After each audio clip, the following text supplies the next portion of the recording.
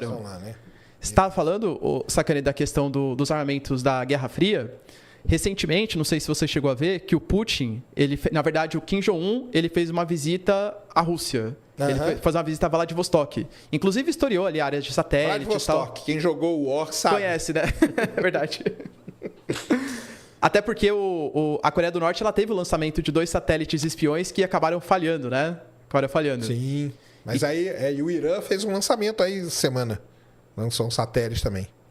De fato.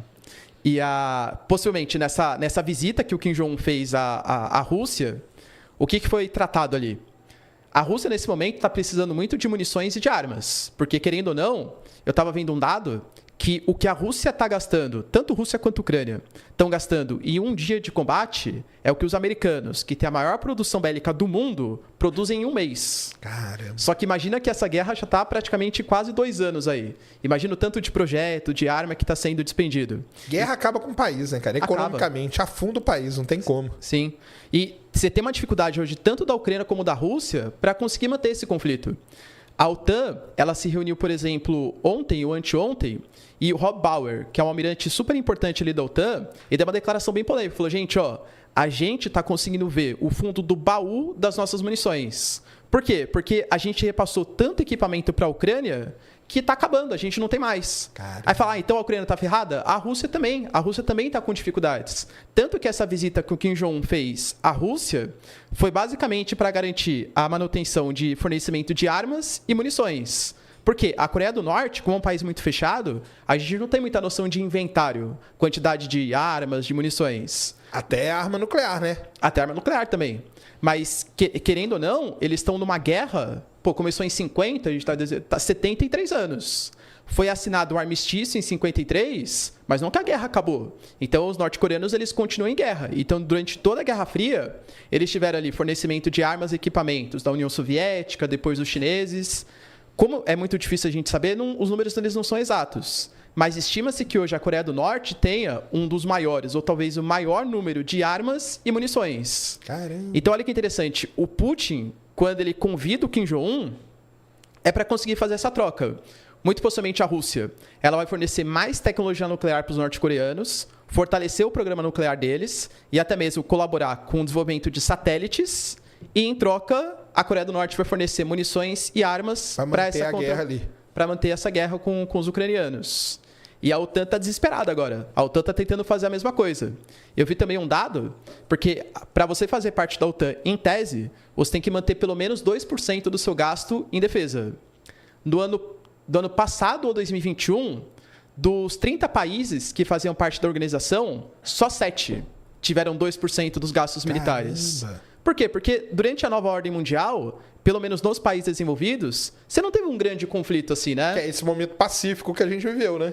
Então, mas é pacífico nos países desenvolvidos, né? Mas Sim, agora, você pergunta no continente africano, claro, na Ásia, claro, aí não, lógico. né? Uhum. Mas quando você pega, por exemplo... Mas aí os caras tiraram o pé disso aí, né? Pô, nós não estamos numa grande guerra, nem nada. Pra que nós vamos ficar gastando dinheiro com isso, né?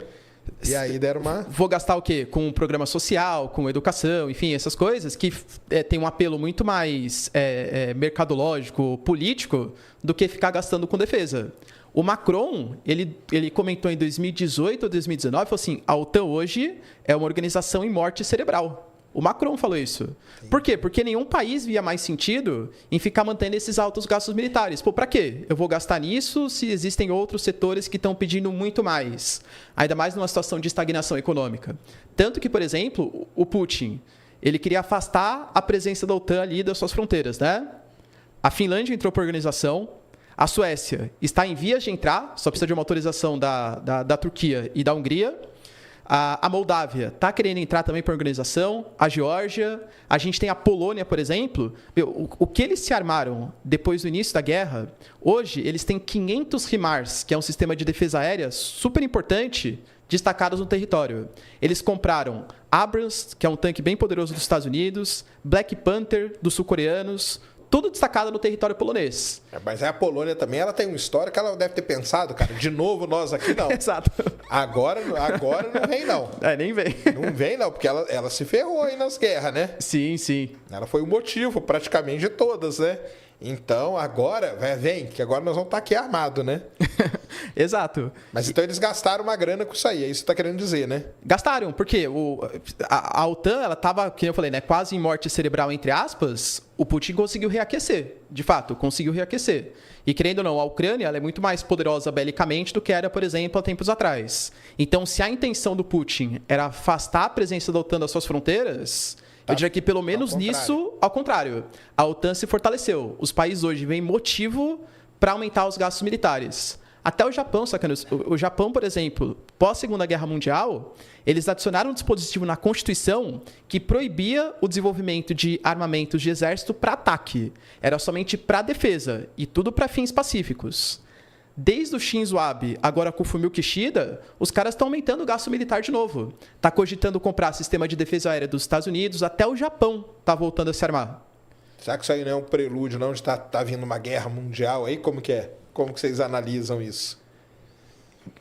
Desse conflito lá que está entre Rússia e Ucrânia, isso aí descambar para uma guerra mais mundial mesmo, vamos dizer. Eu acredito que sim, Sacani, mas uma guerra mundial não necessariamente feita de maneira bélica entre as... Se for na periferia, não nos países mais importantes, então você pega, por exemplo, sei lá, entre Vietnã e, por exemplo, China, ou então entre Filipinas e China. Não que a China seja periférica, mas não está envolvendo dois países, Estados Unidos e China, por exemplo. Aí pode vir para as vias de fato. Mas, assim, China e Estados Unidos fazer uma guerra entre eles... Eu sempre desconfio, não sei se é uma inocência, uma pureza, ou um idealismo, uma utopia, mas eu sempre desconfio que não vai acontecer justamente pelo medo do revide. Pô, querendo ou não, entrar numa guerra hoje, Estados Unidos e China, vai resolver como isso? Os Estados Unidos hoje, qualquer tipo de retaliação que faz contra os chineses, é sempre no aspecto econômico, no aspecto político, sanções. Os americanos, por exemplo, o Biden, né? Ele proibiu hoje que empresários invistam no setor de comunicação da China, alegando uma segurança nacional. Aí a China vai lá e responde como? Aplicando sanções ou protecionismo aos produtos americanos. Eu acho muito difícil essa resposta vir pela via bélica, justamente porque se vier pela via bélica, acabou, né? Na prática é isso. Entendi. Eu acho que o que pode mudar isso, nem a guerra Rússia e Ucrânia. Eu duvido que se escale para uma coisa mais nuclear. Eu acho que o que pode alterar isso é uma eventual invasão da China em Taiwan. Porque tem isso também, né? Enquanto tá tendo aquele negócio ali da Rússia e da China, ali do outro lado tá esse papo aí da China com Taiwan, né? Exato. E tem uma outra região muito tensa também ali, que é o Mar da China Meridional. Não sei se você já conhece a região. O Mar da China Meridional, ali, essa aquela região, ela é muito estratégica. Ali você tem 1/3 de todo o comércio passa por ali. A quantidade de navio que passa ali é gigantesca. Navio pesqueiro, por exemplo, 1/5 da pesca mundial está ali. É ali, né? Reserva de combustível fóssil, a gente nem sabe estimar quanto tem, mas são reservas gigantescas de gás, de petróleo. PetroChina. E ali é o quê? Essa região é a região que entraria nessa guerra aí, né? De Taiwan com a China. Sim. Ficaria um negócio ali que não ia passar navio nenhum, né? Ia dar um bloqueio comercial, basicamente, uma coisa assim? Sim, e os americanos, por isso que eles estão... Por exemplo, só no ano passado, a gente teve a construção de 3 ou 4 bases militares nas Filipinas, que é o país que mais rivaliza hoje com os chineses.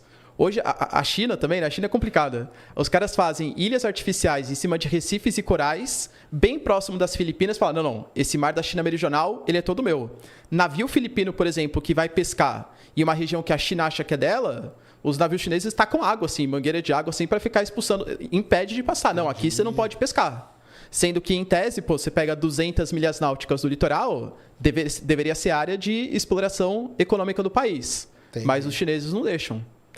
Porque aí eles põem uma ilha deles ali, aí amplia essas 200 milhas, né? Fala, agora isso aqui é meu. Aí emenda numa outra ilha, vai ampliando, né? Exato. Então...